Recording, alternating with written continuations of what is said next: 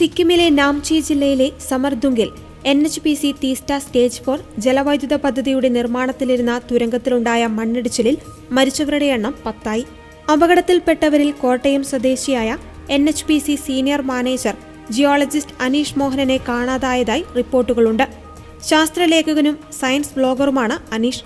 മണ്ണിടിച്ചിലിനെ തുടർന്ന് തുരങ്കത്തിനുള്ളിൽ രൂപപ്പെട്ട മീഥെയ്ൻ വാതക ചോർച്ച സിക്കിമിലെ രക്ഷാപ്രവർത്തനത്തെ കൂടുതൽ സങ്കീർണമാക്കി.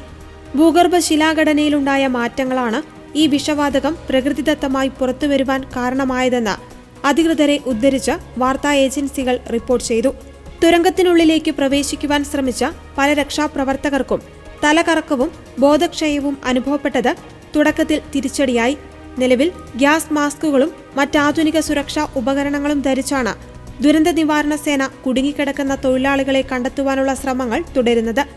മണ്ണിടിച്ചിലുണ്ടായ സമയം NHPC ഉദ്യോഗസ്ഥരടക്കം ഏകദേശം 25ഓളം തൊഴിലാളികളാണ് തുരങ്കത്തിനുള്ളിൽ ഉണ്ടായിരുന്നത്.